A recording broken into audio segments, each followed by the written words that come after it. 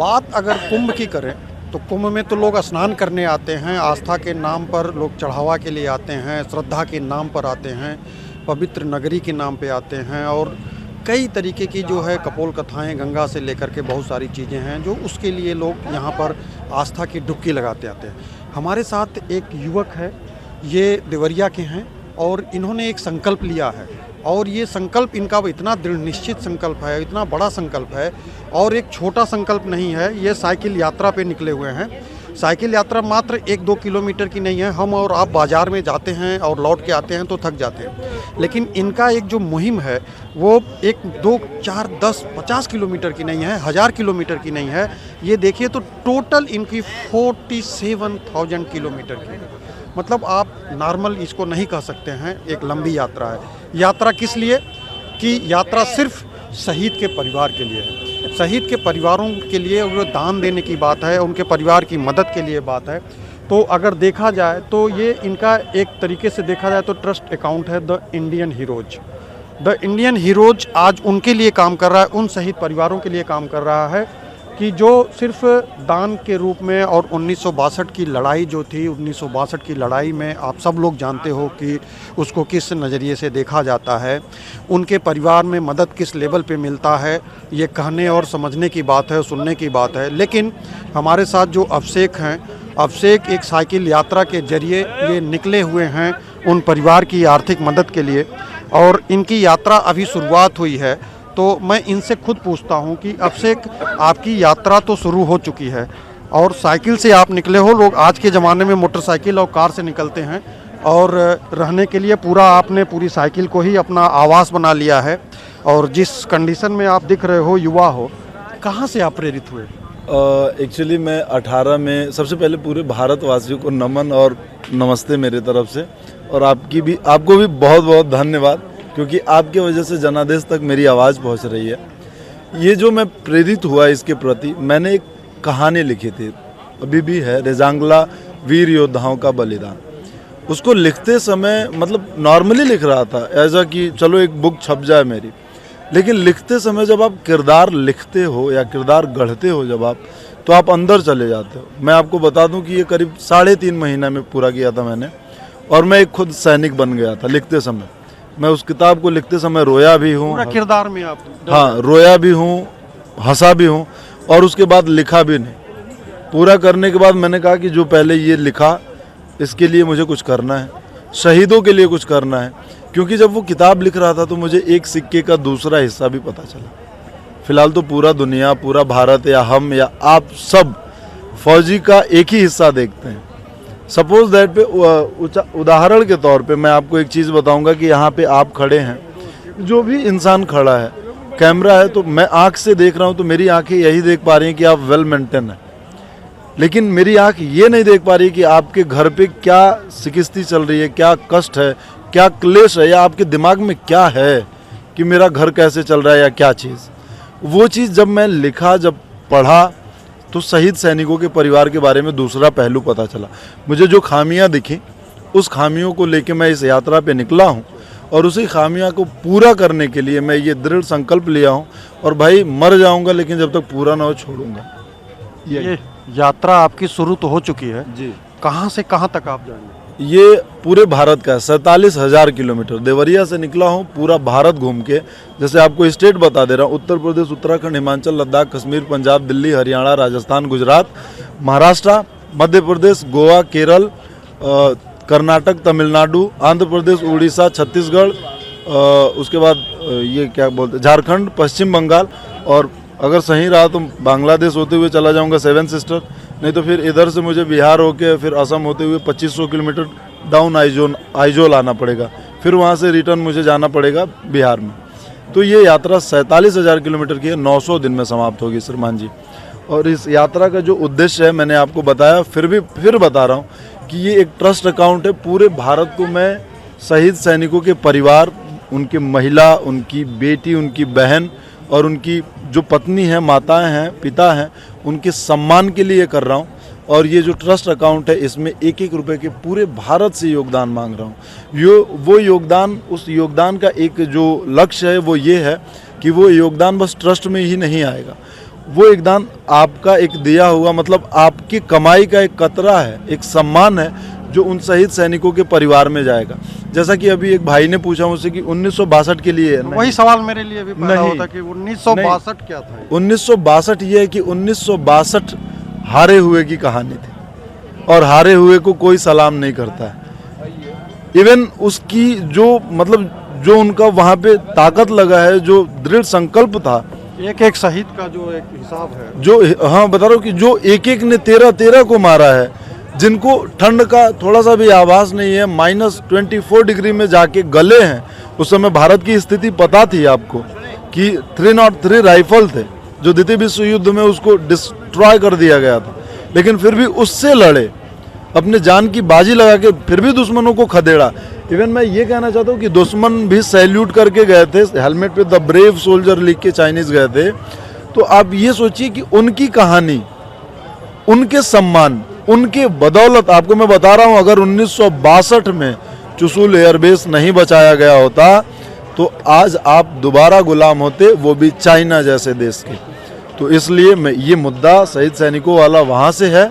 मैं 1962 से लेके आज तक सभी शहीद सैनिकों के लिए कर रहा हूँ, लेकिन सबसे पहले मेरा जो प्रायोरिटी है, लक्ष्य आपका 1962? लक्ष्य नहीं, लक्ष्य सब है, लेकिन स्टार्ट 1962 से करूँगा श्रीमान जी, क्योंकि सभी शहीद एक समान है, सभी शहीद मेरे लिए भगवान समान है। उनके बदौलत मैं यहाँ जी रहा हूँ, आप जी रहे हैं, वो वहाँ पे गल रहे हैं तो हम यहाँ पे पल रहे हैं। अभी कुछ दिन पहले आपने देखा होगा कि शिमला में -20 डिग्री टेम्परेचर था और 38 लद्दाख में था। एक बार अभी बीच में वीडियो आया था कि कश्मीर जो है -40 डिग्री टेम्परेचर में था, फिर भी घुटने तक धंस रहे हैं बर्फ में और बंदूक लेके चल रहे हैं। चाहते तो वो भी तो आराम कर सकते थे। हमारी आपकी सुरक्षा के लिए ही तो। हाँ, एक चीज़ और है कि भाई चलिए ठीक है, वो वहाँ पे है, लेकिन उनके मन में एक चीज़ तो सर होगा ना कि जहाँ दुनिया के लोग आ रहे हैं वहाँ एक बार हम भी डुबकी लगा के पवित्र हो जाएं। लेकिन नहीं, मजबूर हैं, नहीं आ सकते हैं, क्योंकि वहाँ रक्षा सबसे पहले उनका जो है परमो धर्म, हम लोगों की रक्षा ही उनका धर्म है, ये धर्म नहीं देख रहे हैं वो। तो इसलिए उनके परिवार के लिए, उनकी बेटियों के लिए, उनकी बहू बेटियों के लिए ये यात्रा है। जो इस समय के युवा हैं उन लोगों को मैं संदेश देना चाहता हूँ, क्योंकि उन्हीं के बीच से मैं भी हूँ। और कह सकते हैं कि पेशे से लेखक हूँ तो ऑब्जर्वेशन थोड़ा सा अलग होता है कि नज़रें सब पे रहती हैं लेकिन दिख जाता है। जैसे महाप्रयाग कुंभ में भी ये पावन पर्व है, यहाँ नहीं होना चाहिए। इवन पुलिस एक डिस्ट्रिक्ट बना दिया गया है यहाँ पे हर पूरी प्रशासन है, कोर्ट भी है, मतलब बार एसोसिएशन भी है, लेकिन यहाँ भी कुछ ऐसे दुष्ट प्रवृत्ति के 1% लड़के हैं जो मेरे सामने सुबह हुआ था, बहुत बुरा लगा। लेकिन क्या कर सकते हैं, आप किसी से बोल सकते हैं। मैंने एक पुलिस वाले को आवाज़ दी थी, तब तक वो आगे बढ़ गए थे, भीड़ बहुत ज़्यादा थी। उसने एक लड़की को देख के ये बोला था, पार्वती मैया की जय।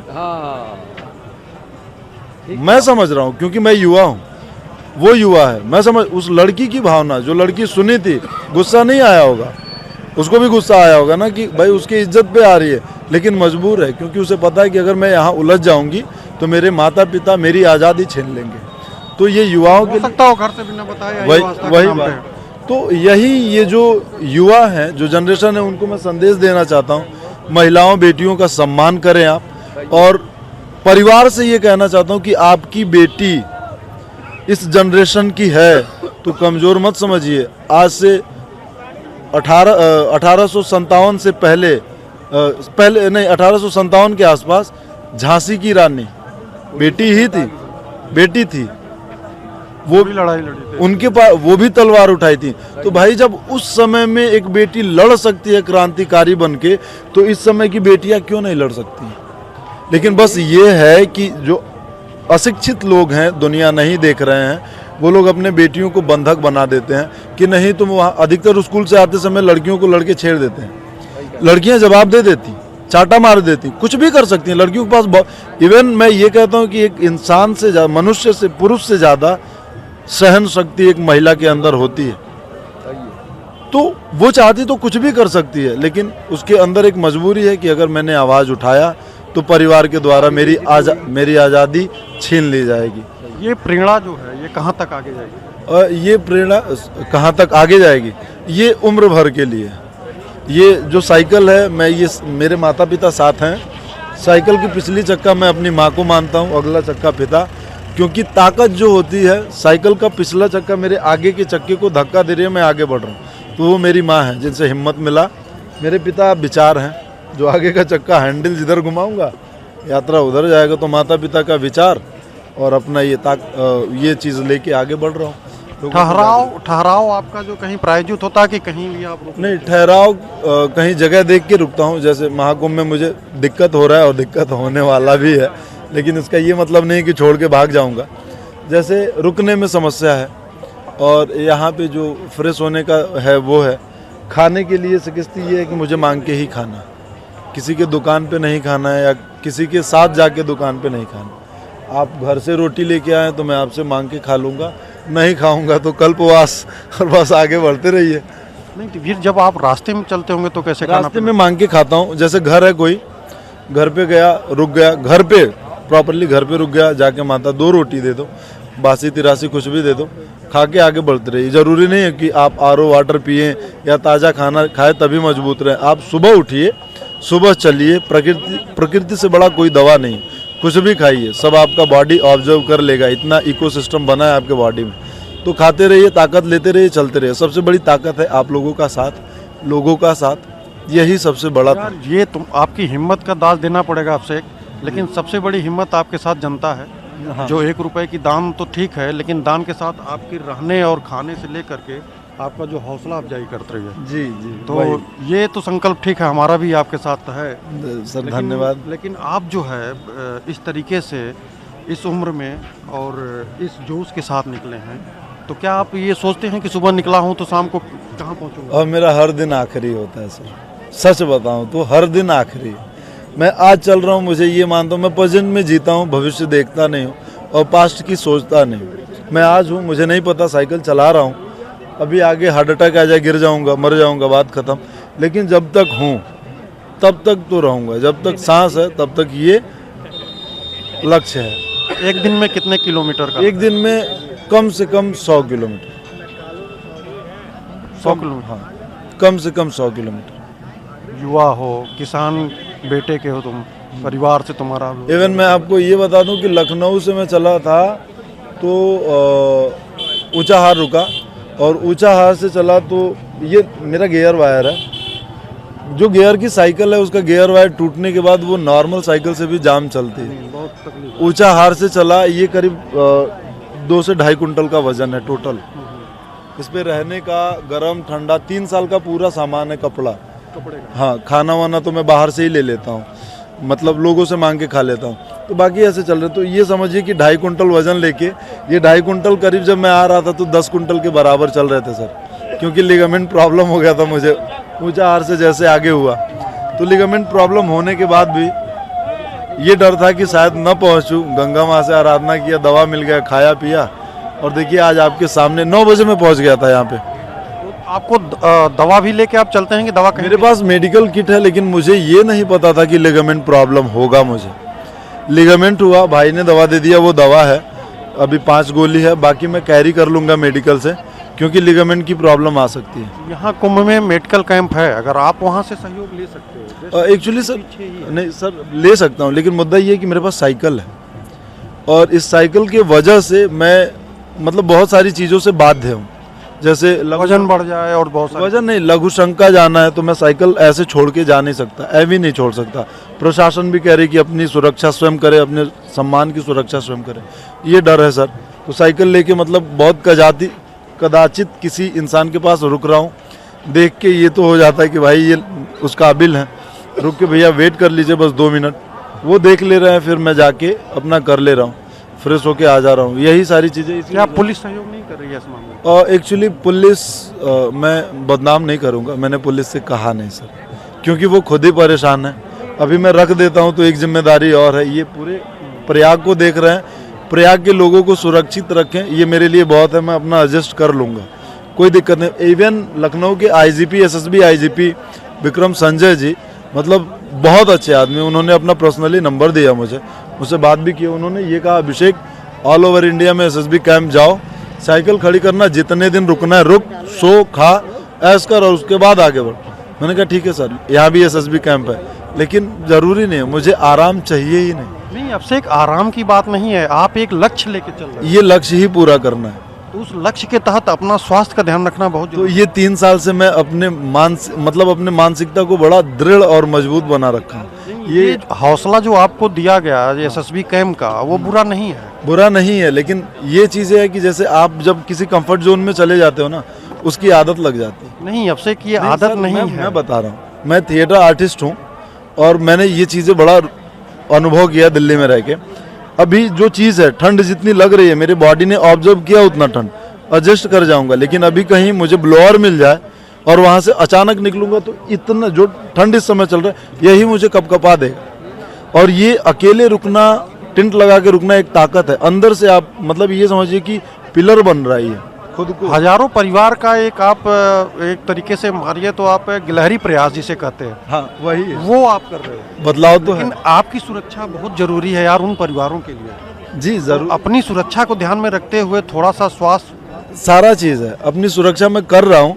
लेकिन यही है कि मैं किसी कैंप में जाके जब ज़रूरत लगेगी मुझे, मैं मांग लूँगा। जैसे मुझे भूख लग रहा है तो मैं मांग रहा हूँ, तो जब बॉडी को नीड होगी कि मुझे रेस्ट चाहिए तो मैं एसएसबी कैंप जाऊँगा, पुलिस थाना में जाऊँगा। वो पुलिस थाना में जाके बात करना, पुलिस थाना या जो भी ये सरकारी प्रशासन है, वहाँ मेरा अधिकार है। मैं जनरल पीपल से नहीं बोल सकता कि मुझे आप ये दो, लेकिन मैं इसे अपना हक मानता हूँ कि मैं किसी पुलिस वाले के पास जाके बोलूँ मुझे खाना चाहिए और आप खिलाएंगे, वो खिलाएंगे। ये हक है, लड़ भी रहा हूँ, चल भी रहा हूँ, जहाँ मांगना है वहाँ मांग। उसी हक का मैं आपको बोल रहा था कि आप अगर उन परिवारों के लिए एक सूरज की रोशनी हो, या उन परिवारों के लिए आप एक पिता तुल्य हो जो शहीद परिवार है, तो उसकी सुरक्षा को दृष्टिकोण में अपने आप को तो ध्यान रखना बहुत जरूरी है। खुद को सुरक्षित रख रहा हूँ मैं बस। लीगामेंट प्रॉब्लम तुम्हारी बहुत कष्टदायी जो एक समझ में आई, क्योंकि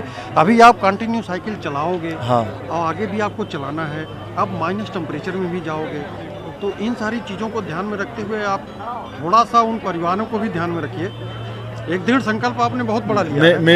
मेडिकल तो लेना है, क्योंकि मुझे लिगामेंट का लेना है। यहाँ पे जो 20 दिन मैंने रखा है, इस 20 दिन में मेरा रेस्ट भी हो जाएगा, और वो बहुत ज़्यादा नहीं, माइनर है। मतलब मुझे लग रहा है कहीं ये वजन की वजह से, कि जैसे जब आप ब्रिज चढ़ रहे हो तो डबल वजन हो जा रहा है, प्रेशर पड़ रहा है, तो वजन की वजह से थोड़ा सा नस इधर उधर हुआ है, वही पकड़ के रखा था। दवा खा रहा हूँ तो थोड़ा सा रिलैक्स है, तो अभी 2-4 दिन रुकूंगा, जब रेस्ट करूँगा तो आई थिंक कि वो बराबर हो जाएगा। हाँ, तो यहाँ कैंप का सहारा आप मेडिकल ले लो, पूर्णतः कंप्लीट हो जाओ तो आगे बढ़ो तो ज़्यादातर। लेकिन सर अगर कैंप का सहारा लूंगा तो ये समय बिछड़ जाएगा। समय का तो इम्पोर्टेंट समय भी तो समय ज़रूरी है। मुझे मत देखिए आप, ये समय देखिए। मैं समय के साथ साथ उन परिवारों को भी अब से एक देख रहा हूँ जिस परिवार के लिए आप निकले हो एक रोशनी की तरह। वो होगा, उसको कोई नहीं रोक सकता। ये जो लक्ष्य है ये पूरा होना है, उसको कोई नहीं रोकता है। कोई नहीं, हमारे साथ पूरे ये करोड़ों जो हैं प्रदेश से लेकर के क्या कहें पूरे इंडिया के जो है शुभकामनाएं हैं अभिषेक के लिए कि जिस लक्ष्य को लेकर के ये निकले हैं वो लक्ष्य पूरा हो। और रही बात अभिषेक की दान की, तो उम्मीद यही है कि लोग दान करेंगे उन शहीद परिवार के लिए, और वो शहीद परिवार एक जो सूरज की रोशनी की तरह आगे बढ़ा है, वो सबके लिए कहीं न कहीं हिम्मत के रूप में खड़ा होगा। कैमरा पर्सन अरशद के साथ अमलेन सिंह, प्रयागराज को।